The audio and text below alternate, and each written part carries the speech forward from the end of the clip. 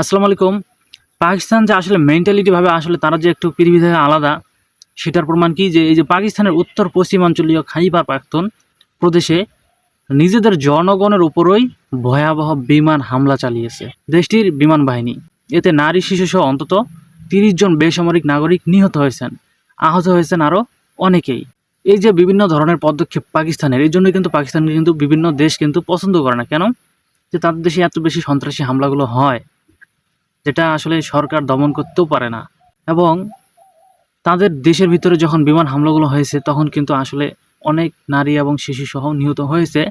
তবে খাইবার পাখতুনখোয়া তিরাই উপত্যকায় দারা গ্রামে এই অভিযান চালানো হয়। হামলার পর প্রকাশিত ছবি ও ভিডিওতে দেখা গেছে ধ্বংসস্তূপ থেকে মরদেহ ও আহতদের উদ্ধার করেছে স্থানীয়রা। উদ্ধারকারী দল নিহত ও আহতদের সংখ্যা আরও বাড়তে পারে বলে আশঙ্কা প্রকাশ করেছে। আপনারা বিষয়টা দেখেন যে পাকিস্তান এরকম একটা শক্তিশালী রাষ্ট্র হয়েও তাদের দেশের পরিস্থিতি তারা নিয়ন্ত্রণ করতে অনেকটাই কিন্তু ব্যর্থ। কারণ তাদের দেশে সন্ত্রাসী হামলাগুলো অনেকটাই বেশি পরিমাণে হয়। খাইবার পাখতুনখোয়া দীর্ঘদিন ধরেই সশস্ত্র গোষ্ঠী তেহরিক তালেবান পাকিস্তান টিটিপি এর ঘাঁটি হিসেবে পরিচিত। গোষ্ঠীটিকে সন্ত্রাসী কর্মকাণ্ডের দায়ে বহু আগে নিষিদ্ধ ঘোষণা করেছিল ইসলামাবাদ। তবে ২০২১ সালে কাবুলে তালেবান সরকার ক্ষমতায় আসার পর পাকিস্তান সীমান্তবর্তী এই অঞ্চলে টিটিপির তৎপরতা আরও বেড়ে যায়। মানে টিটিপি হচ্ছে সেই দেশের আসলে একটা বিদ্রোহী গোষ্ঠী, যেই গোষ্ঠীকে পাকিস্তান বিদ্রোহী গোষ্ঠী হিসেবে আখ্যা দিয়েছে। মানে এরা আসলে পাকিস্তানের বিরোধিতা করে। আর তারা যে বিমান হামলাগুলো চালিয়েছে তাদেরকে লক্ষ্য করে কিন্তু বিমান হামলাগুলো চালিয়েছিল।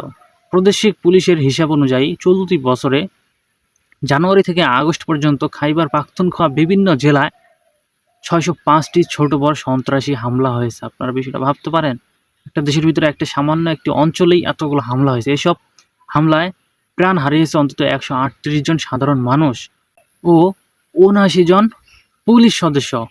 আহত হয়েছেন কয়েকশো বেসামরিক নাগরিক ও পুলিশ সেনা সদস্য সহ। শুধু আগস্ট মাসেই রেকর্ড ১২৯টি সন্ত্রাসী হামলার ঘটনা ঘটেছে সেই জায়গায়। তাহলে আপনারা কি বুঝতে পারলেন যে আসলে এই যে পাকিস্তান অত শক্তিশালী বলে নিজেকে দাবি করে, কিন্তু তাদের দেশের সন্ত্রাসী দমন করতে পারে না। এই হচ্ছে বর্তমান পাকিস্তানের অবস্থা। তবে পাকিস্তানের এই ধরনের প্রস্তুতি এবং এই ধরনের পদক্ষেপ যদি দমন করতে না পারে, তাহলে কিন্তু পাকিস্তানের ভবিষ্যতে বড় একটা সমস্যার সম্মুখীন হতে হবে। এটা কিন্তু ঘটবেই, কেননা পাকিস্তানের অনেক অঞ্চলেই এই ধরনের লাগাতার সমস্যা কিন্তু লেগেই আছে। তাদের অভ্যন্তরের ভিতরে এই ধরনের সমস্যা সবসময়ই দেখা যায়। আর এটা আসলে যদি শক্ত হাতে দমন করতে না পারে, তাহলে অবশ্যই পাকিস্তানের জন্য ভবিষ্যতে একটা বড় সমস্যা হয়ে দাঁড়াবে।